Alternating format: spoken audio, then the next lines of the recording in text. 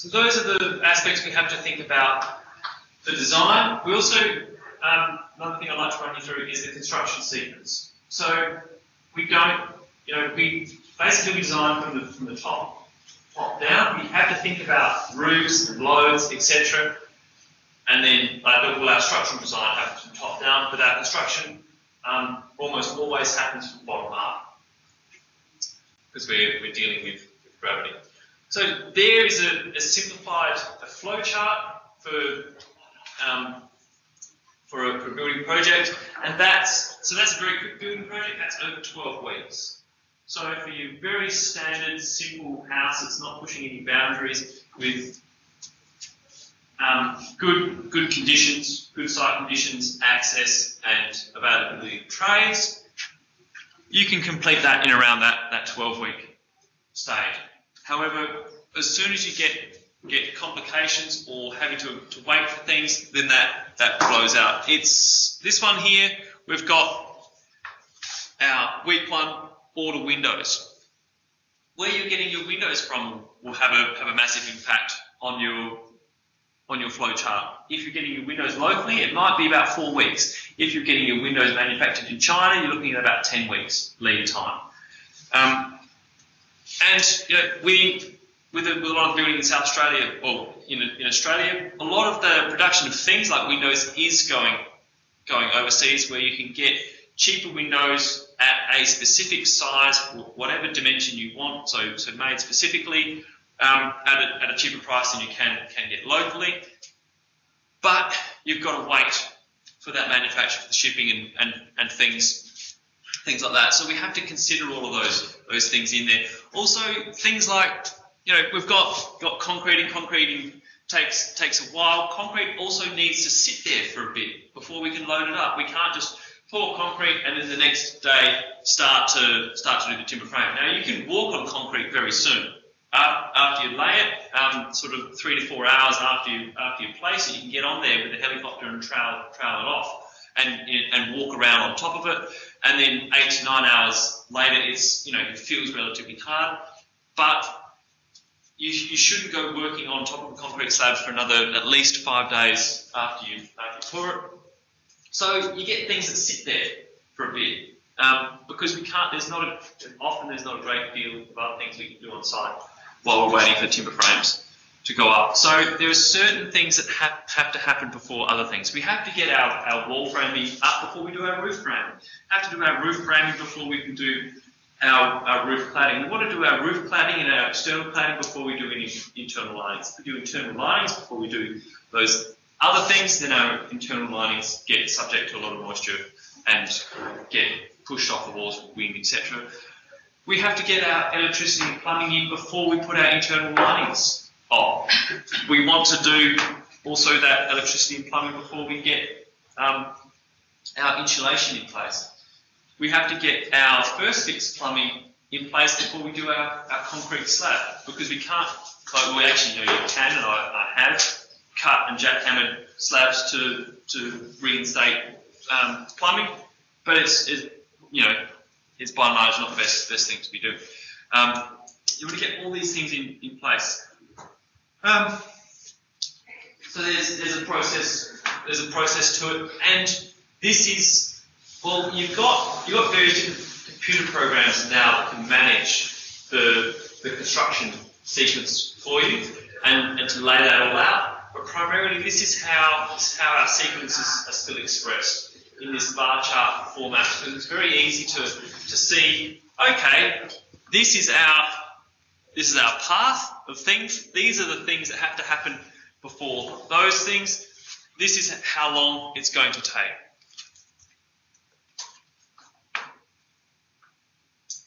So, identify the site.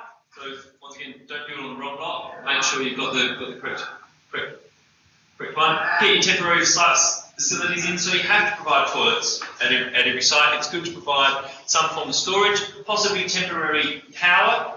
I have to think about what tools are going to be used there, whether it's air compressor driven tools or some mains power tools. Battery power tools have significantly simplified things on site now. You Also another thing, other temporary facilities are site fencing as well. So site fencing is basically a mainstay of construction now. Site fencing enables the hanging of a builder's sign. So a builder, if you're a licensed builder, you have to have that builder's license express on the site. So you have to have that on your sign, and a good place to put that sign is on site fencing. Site fencing also makes things secure. So it's very unfortunate fact that building sites do get raided for various different things. People pull it, like you get an electrician in, get the wiring in, and people pull out the wiring for the copper. It's absolutely horrendous because they'll get maybe, I don't know what they get for the copper, but it's not very much in comparison to what it actually costs for putting that wiring in. Then we want to stop that sort of thing happening. So site fencing is a good way to minimise risks around that. It also stops people wandering on site who shouldn't be on site for various different reasons, kids and whatnot. And it's a really good way of helping to maintain dust on the site as well. So with your site fencing, you can get that salon, that shade cloth, and put it around on the site fencing to stop airborne dust being blown around, which the EPA are fairly hot on as well. So you bench the site, so you cut away that top layer of soil that has all the organic matter in it. Don't chuck it away, keep it on site for use in gardens and things. It's excellent soil for growing stuff in, just not excellent for building on. You can see this soil here, this top bit here is quite dark and then it's light colour underneath. Can everybody see that? Yeah. So that dark colour, that's the area with the organic matter in it. That's the humus. That's the stuff that's great for growing but bad for building.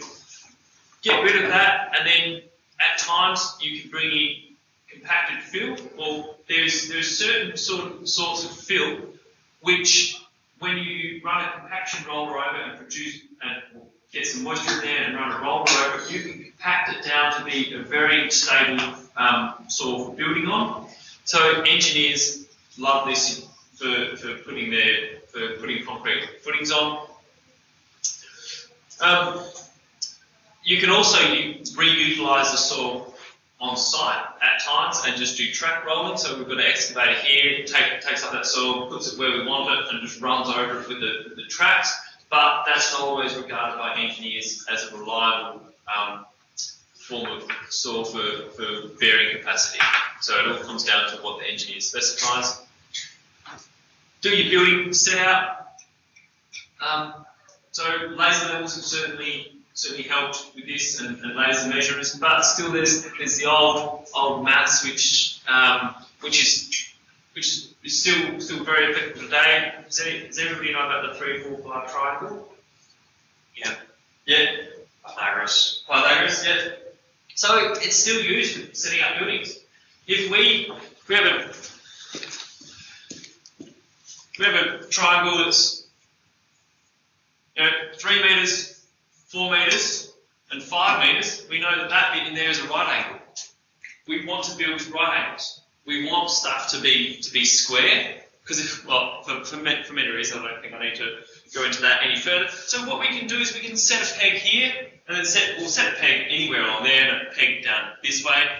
Measure 3 metres in this direction, measure 4 metres in that direction, very accurately. Peg with a nail in the top, so you can sort of be accurate within a few millimetres, and then measure across there with your tape measure. When you get to that 5 metres and 4 metres from your 3, you know that this line is in a right angle. So you can move that line. Okay, there we are, with a right angle right there, and then you carry out the rest of your building set out from that. So all of your building set out is just an expansion of that idea of the 3, 4, 5 triangle. I think early construction methods, they used it was a rope, and it had 3 knots, 4 knots, 5 knots. Yeah, of course, yeah.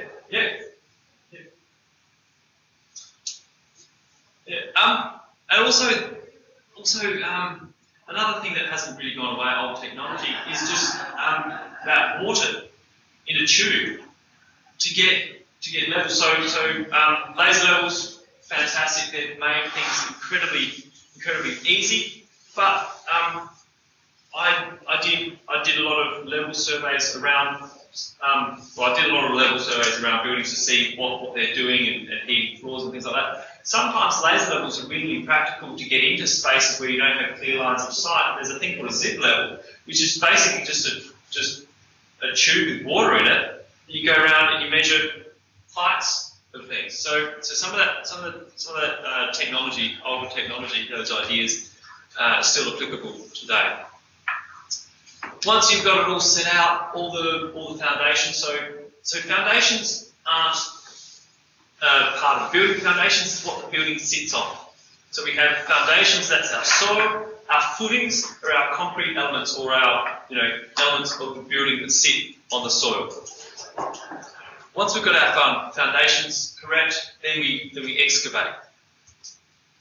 Excavated buckets come in sizes of typically 300mm increments. So you've got that looks like a 900 bucket on that yellow excavated there. But you've got 1200 buckets, 900 buckets. Into the 450 because you've got your 150, you've got 450 buckets, 300s, etc. You'll notice that corresponds very nicely to the width of beams specified by engineers. Engineers will say 450 wide beam, 600 wide beam, 300 wide beam, etc. That corresponds to the size of your buckets. That's no coincidence. So you do the excavation for the beams for your concrete raft slab. So here we can see an excavator sitting there, cutting in some lines there. In cross section, when we've done our concrete slab, it's going to look like this: concrete beams, internal beams, etc., and a thick slab of concrete over top. We've got our steel work in there like that. That's what this is going to look like once you do all your formwork around that and fill it up with concrete and steel.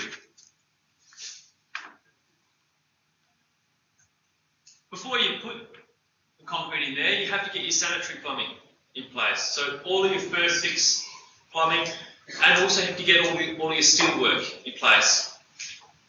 This one down the bottom right hand corner, that's not normal. Well, it's not normal for a building which is going to be internal. So what we can see, top right hand corner of that tile is this bit of building here. Because we don't have any plastic under that, so your orange plastic to stop vapor permeating into the concrete, we can see straight away, okay, well that's going to be some external element, like so for a veranda or possibly for a retaining wall, something like that. Also, not allowed to run electricity within a slab. Has to go underneath and has to go in a conduit, the same as your plumbing as well. So you'd have to be able to access that. For doing things like island benches, so if you've got a concrete floor, we want to have an island bench with a sink and an underbench oven also within that island bench. We've got to get services to that. The way you get services to that point in the middle of the floor is not running your services through your concrete slab. You run them underneath and include them in conduits. A conduit is a hard casing.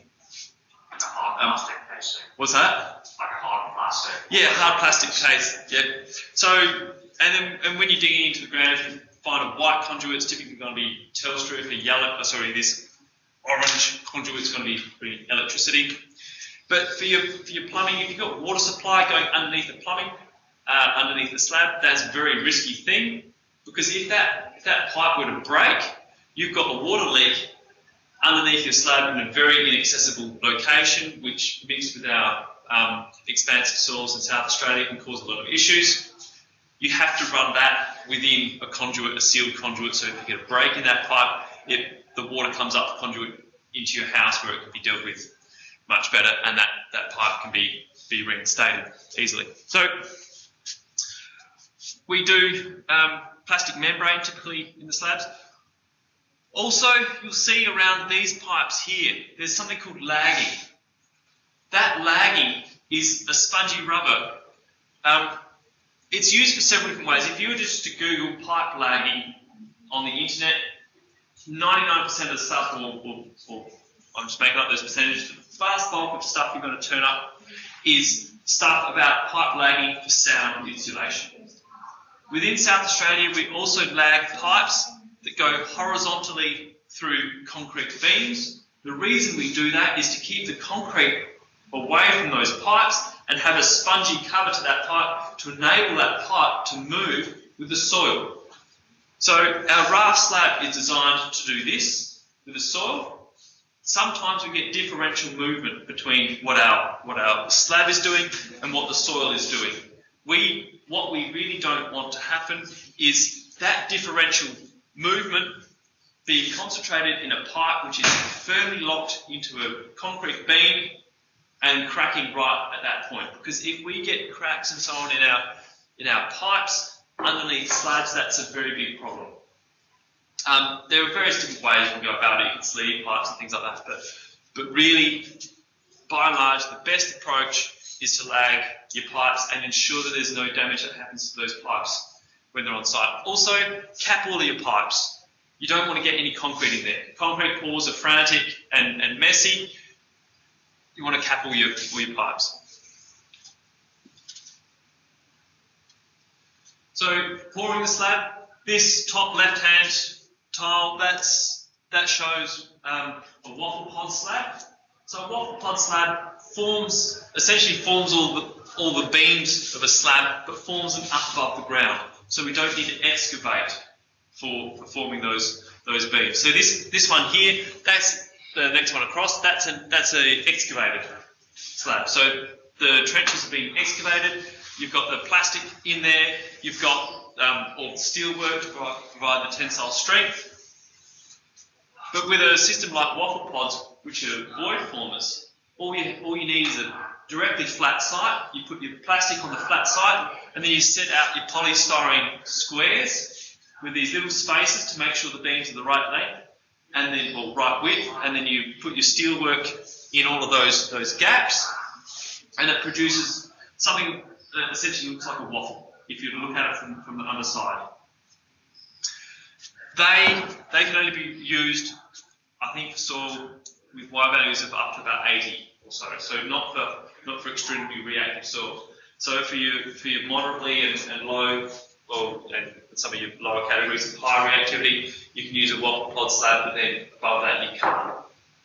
Above that you've got to be doing raft slabs like these, the excavated ones.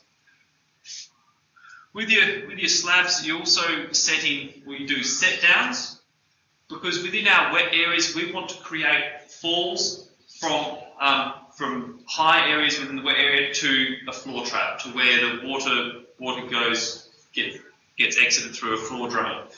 The way to be able to create that slope in the floor is with a concrete screed. You don't produce that on the day that you're pouring the concrete.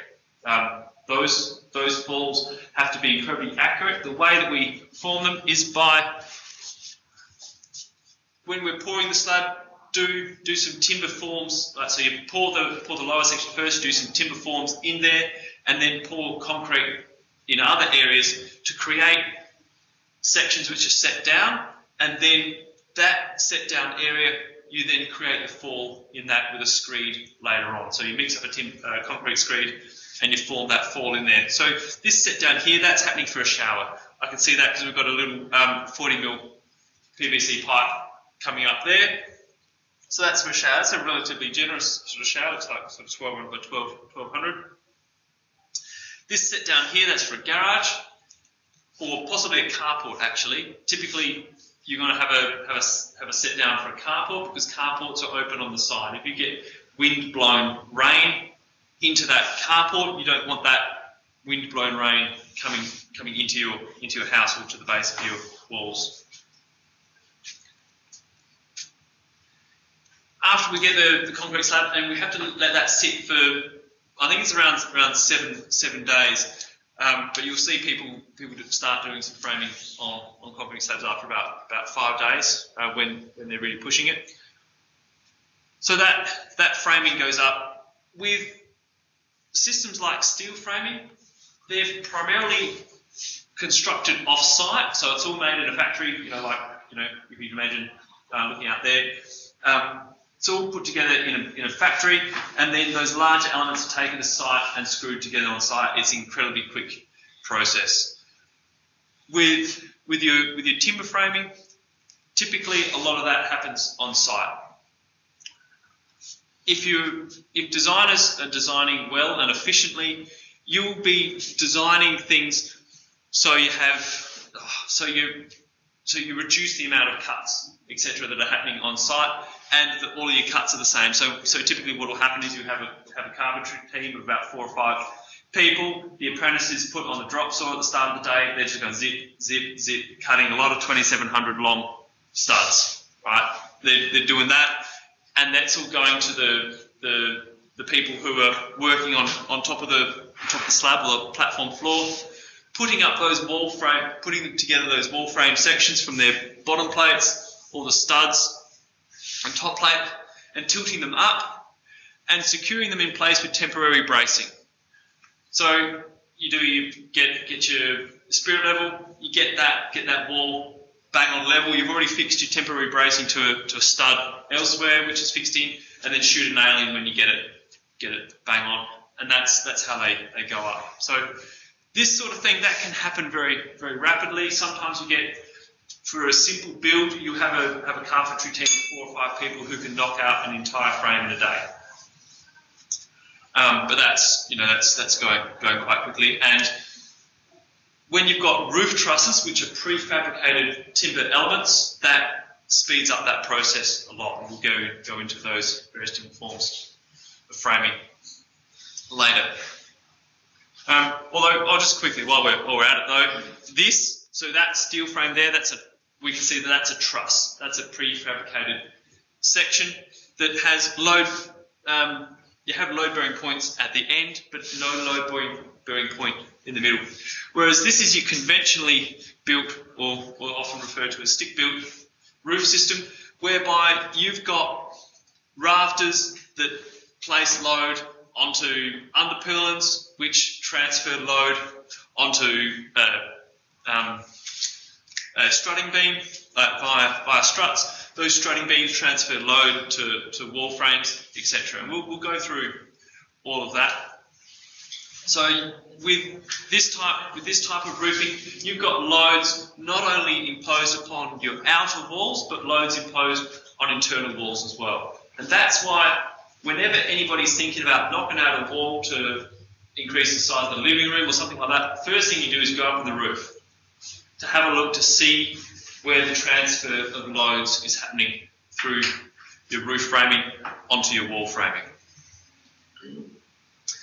Once you've got your timber frames in place, then you've got something to support your plumbing and electrical. So you do your plumbing and electrical. Then you get your roof plumbing in place. Your gutters go in before your roof sheeting. The reason your gutters, and before you put your gutters up, you put all the pops for your downpipes in as well. So all the holes you cut into your gutters, that happens down on the ground. Get your pops in. That's the little cylindrical things that you join your downpipes to. So they go in, and then they get lifted up, fixed into place, and then you for your eaves gutter, you've got to have 1 in 500 fall, and for the box gutters it varies, but typically you 1 in 100. Get your box gutters in place, then put your sheeting on top of that and lap your sheeting into the gutter. If you're doing brickwork, well then that's also when you're doing your brickwork. So some of those trades can be happening at the same time. So you can be doing your roof plumbing while you're doing your brickwork. It definitely gets messy on site when you're doing brickwork, because you've got piles of sand and mixing water on site, etc. like that. But you can be running some trades at the same time while the brickwork's going up. So you can be doing your roof covering in certain situations as well. So that can be tiling or sheeting. Tiling gets incredibly hectic on site because you've got, particularly when you're doing hips and valleys, you've got tilers cutting tiles on the roof and throwing bits and pieces down. So if you're going on site to go looking at things, don't go there when they're tiling a roof. And then once the building is all encased, you can get your insulation in place, and then get your internal linings in place. Following the installation of your internal linings, then you can do all your skirtings and architraves, all the finishing bits. Once those things are in place, you can get your cupboards and appliances in place, and then you can do your floor and wall tiling or other floor coverings.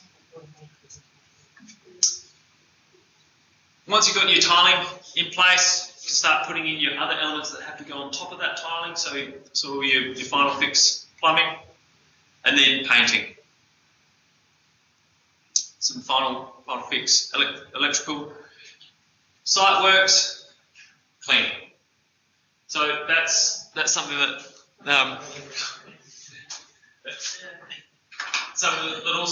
also has to happen before banks will give that final progress payment. They want to see that you've gone through that check and that the site is all cleaned up. Also, just quickly, sort of tacked onto the end of this, we've got aspects of the trade of designing that require us to be aware of occupational health and safety on sites as well. It's not just about safety on site for the manufacture or the production of buildings on site and the hazards. Yes, the construction industry is an incredibly dangerous industry, but it's also, as designers, etc., we have to think about the installation of things as well and the safety aspects around the installation of things. If we are going to be specifying, let's say we're specifying some tilt-up concrete panels where we don't enable adequate space for strutting of those concrete panels on site, or the safe installation of those concrete panels, one of them falls over and kills somebody. If we've given instruction on how those panels should be installed, etc., that go against the Safe Work SA guidelines for requiring the strutting and propping of concrete panels, well then we're liable. There are not all that many instances in construction, and it's very case by case basis where the design of a building causes injuries or risks health and safety on site, but you do need to be aware of those things as building design. So we've got an OHS Act of 1986 that, in a nutshell, it says that any employers have to ensure the safety of their employees in workplace. The employees aren't to endanger themselves or endanger others in the workplace. So the employers are to provide safe work practices and have frameworks in place for the maintenance of those safe work practices, such as reporting mechanisms as well. But employees aren't to endanger themselves or to endanger others, and they're to abide by the safe work practices that are set out. Some really good guides for safe work practices within the workplace are through an organisation called Safe Work SA. Safe Work SA are the people that will police safe work practices as well. Does everybody remember that? Well, actually, no. It happened before TAFE got back in. Did anybody hear about the electrical incident that happened down here? A little bit, not much. Yeah. Yeah. So there's, what was it, 11,000 volt transformer unit down there. Some people were working on it. Look, I don't know the details of it, but there was an accident there that involved a couple of people. Yeah, fairly serious accident. Some people that were on site very rapidly after that was Safe Work SA. So they were yes, ambulance, police, first responders, people from the businesses around there providing that assistance straight away. But also Safe Work SA were there. And Safe Work SA, basically they're the watchdog that whenever anything goes wrong, they'll want to see why it went wrong and to see whether there should be fines issued to somebody for unsafe work practices or expectations upon employees, etc. And those fines can be very significant. So there's not only a moral motivation for ensuring safety of people, but a very, very significant financial motivation for keeping people safe. One really way of doing that is to follow the guidelines that are set out from Safe Work SA. So I'll quickly bring that. Actually, I might use Internet Explorer for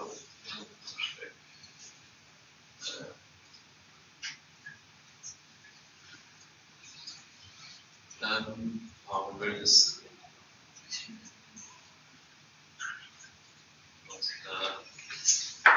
That flag is in the way there. Here we go.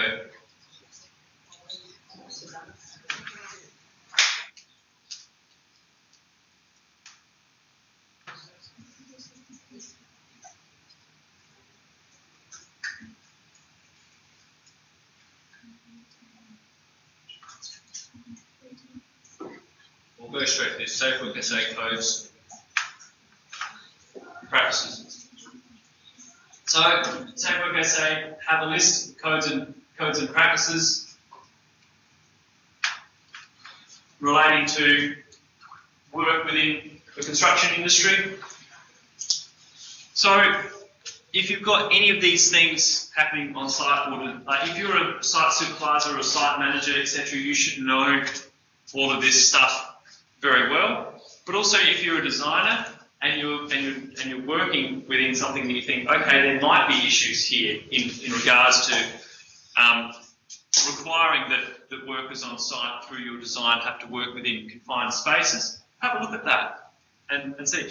Things like demolition work. You think, okay, you've got to do the demolition of this building. There are guidelines around the demolition work. So for various different sizes of buildings, you actually have to notify Safe Work SA if you're going to be demolishing a building of a certain size or a certain height, because demolition work is incredibly dangerous work. It's like the reversal of constructing a building. When you construct a building, you have temporary bracing in place. If you're taking apart the building in the same fashion, you've got to have that temporary bracing in place when you're cutting out other elements, etc. First aid in the workplace. So if you're providing site facilities and things like that, you have to provide that first aid, and you also have to have a first aid officer on a construction site as well. So one of the people working there has to be a first aid officer. Hazard manual tasks. I don't know if there's anything, there's a new one there, or there might, I'm not going to trawl through Safe Work SA to find it while we're in the lecture. But has anybody heard of silicosis? So, anybody heard of Caesar stone bench tops? Yeah. So cutting Caesar stone bench tops was recently found to be actually really quite dangerous for the people who are working with it. They have to have correct breathing apparatus for that, because the fine particles from cutting that material causes a thing called silicosis in your lungs. So that's been a relatively new discovery, and there's changes afoot in regards to that. So if we're specifying materials like that, we have to be aware of these things, and I can't see one in there straight away, but I imagine there would be a code of practice for working with these materials fairly soon. Also things like MDF. MDF is horrible stuff for breathing in. And we all know about asbestos. Yeah, asbestos. Probably everybody in this room knows about asbestos. So we've got various different types of asbestos: friable asbestos and non-friable asbestos. So asbestos cement sheet products, less dangerous to be removed. Certainly there are practices around the removal of those, which you'll find in here. But then friable asbestos, that's asbestos which is not encased in anything, like pipe lagging, things like that. That shouldn't be removed by people who don't have the right tickets for removing asbestos. So here are a lot of guidelines around safe work on site, and that should be also be very a consideration for you as designers.